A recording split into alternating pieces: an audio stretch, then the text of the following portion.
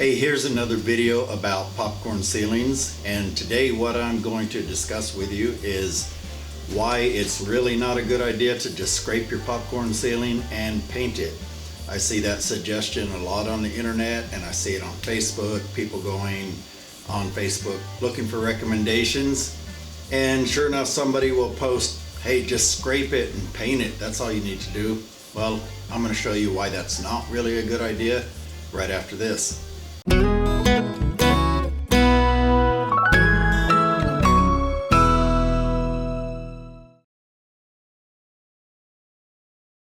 Hey everybody, thanks for stopping by my channel here on YouTube at that Kilted Guy videos, where our goal is to empower you to do your own home improvement projects, fix things yourself, and to teach you how to do it right and save money. Now in this video we're going to talk about why it's really not the best idea to scrape some popcorn ceiling off and then just paint it. But before we do that, I'm going to point out a few things.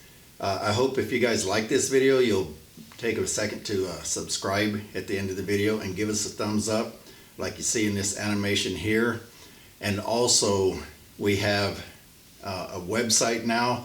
I'm going to put that information in the link as well as an Amazon store where I give you recommendations, suggestions, tool list, and so on to help with your selection of supplies, tools, and so on. So be sure and check out the description down below and feel free to share this video. Okay, so what I'm going to do today is I'm just going to do a quick little kind of picture slideshow here, and I'm going to discuss why it can be a bad idea. I mean, I'd say 99% of the time I would never just scrape a ceiling and go and paint it. Now, I'm going to tell you that as novices, you may look at a ceiling after it's scraped and go, wow, that looks a lot better, let's just paint it. Because it often doesn't look that bad. It looks so much better after you scrape it. But I can tell you as a journeyman who's done this a long time that you guys aren't seeing what's going to show. And so if you go ahead and do that, you'll probably find out after you paint it, now it's kind of too late, that it doesn't look that great. So let's save you some time and money and show you why you don't really want to do that. So first of all, probably the biggest reason is because I'm one of the ones that sprayed this stuff in the 70s with my dad. So yeah, I know, don't hit me, but it was a popular fad back then. But one of the advantages, one of the reasons we did this back then is it was a cost-saving measure. This popcorn ceiling texture would cover most anything. I mean, some pretty horrendous stuff. A lot of times, like on this job, guys would go through and cut a lot of corners. You could get by with one less coat of mud. You didn't have to split your butt joints out as wide. We usually did go ahead and do that stuff, but you could get by with less work because they would hide it. Now this one, I think they cut pretty extreme amount of corners, but that's one reason. You're going to scrape it off and find all that subpar finish work underneath that you don't want to just paint over. Number two is in the process of scraping this, you're going to do some damage. It's almost guaranteed. So I'm going to show you some pictures of that. And number three is you at least need to sand it. Now, once you scrape it, there's usually this white film left behind, and that's most often the carrier mud that was in the popcorn texture, and that is what carried the little foam balls and stuck to the ceiling and gave you the texture. Well, that carrier mud is so watered down and so flaky, it's a terrible base to try and put anything over, including paint.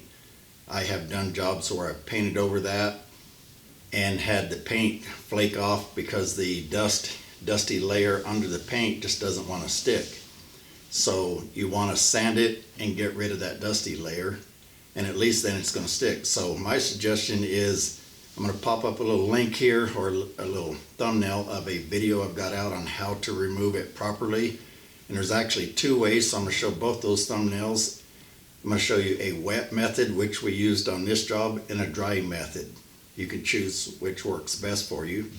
So I suggest you scrape it all off, sand it, fix all the defects, and often that involves recoating everything. And then go ahead and texture it and then paint it. So we're going to walk you through those defects now and show you some of the things that you can expect to find after you scrape it. Okay, now in this first image, what you're seeing is an old repair. A lot of times after you scrape the popcorn off, you'll discover these old repairs that were done and the popcorn hit it.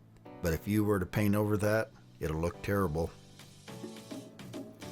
Now in this image, you're just seeing some popped screws or nails. In the old days, it was all nails. And a lot of times this is going to happen after you scrape it. So when you see this, go ahead and put a few more screws around it. And then if those nails pop out, you can either try and pull them gently or tap them back in and put a screw beside them to hold them in place. And then that'll solve that. Now the last one's where they actually popped. So the mud popped out of the nail recess.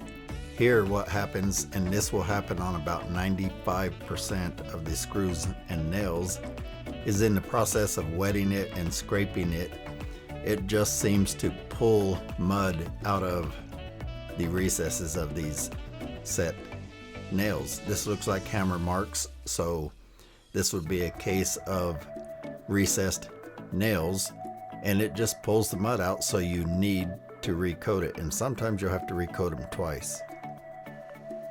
Now in this image, it's another case of where when the sheetrock was originally done, they taped around the light box, and we may have scraped some of it off. I mean, we are wetting the ceiling down and then scraping it, so a lot of times you'll do damage yourself that you've just got to fix.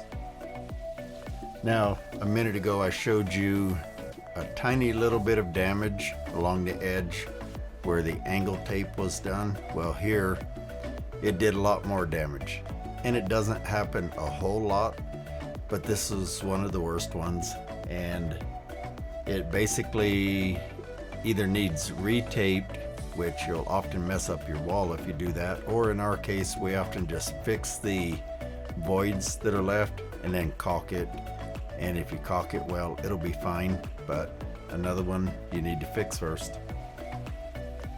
Now here's some more damage. This is just where basically they had done some heavy mudding around this corner, and again we may have scraped some of it off, and then some may have just been hidden. But also, if you'll notice, the angle is cracked right along here, which is pretty common, and so we just go ahead and caulk that and take care of it that way. Okay, now what you're looking at here is a recessed joint, and you can kind of see the tape coming through here, and then you can see the nails along the joint. Well, back when we were doing this, and yeah, I'm one of the ones that did the popcorn ceiling, we could get away with one less coat if we wanted to. Now, it's been a long time, I can't remember if we did, but I know that some guys did. Instead of putting 2 coats on, they could get by with 1, or they would just do not quite as good a work knowing that the popcorn's going to cover it. So that could be this case, or it could be that we scraped some of the mud off, but this actually looks like one that was just not finished real well. So I always go through and pretty much recoat all of the joints unless they just come out really good, which sometimes they do. And here's another joint tape issue. This is where a butt joint crosses a recess joint, and first of all, they didn't coat it wide enough, because again, they could get away with it with popcorn ceilings. Normally, I'd say at least 80% of all butt joints need to be split out and coated about 22 to 36 inches wide. Plus, you see how it stopped short? That's from coating it with a mud box, a flat box, which is a tool I cover in another video. And when you do that, you have to pull up kind of short of the other joint, and they never finished crossing it off. and I believe it just hit. It probably showed a little bit, but they got away with murder when they did the popcorn ceiling. Now here's an example of Pandora's box. This is a case where the owner could see this bad joint on her ceiling, and we could too, but we didn't really know what was causing it. Well, after removing the popcorn, you see this odd staggering of joints. That's basically because there used to be a wall right there where those screws are, and that was a wall that turned this room into 2 bedrooms. And then at some point down the road, somebody took that wall out and made it 1 big room, but it left this really nasty, ugly joint. I ended up having to coat this about 4 times, and it was almost 5 feet wide because it was sticking down really bad, and there was probably over 1.5 buckets of hot mud and regular mud on this. So don't assume that your ceiling's going to be in great shape. It might be better than this, but it might not be. So the whole point of all these images is just to make you aware that don't expect to be able to just scrape it and paint it. 99% of the time it's going to look pretty lousy. So plan on doing it right. Watch our video on how to scrape it, sand it, prep it, and texture it, and you'll get a nice looking job. Okay, I hope that helped you out. I hope that helped get rid of that false information out there that you can just scrape it and paint it.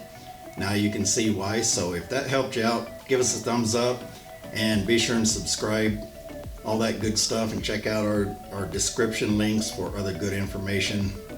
We also give away some free guides and such on our website. But until then, we'll catch you on the next video.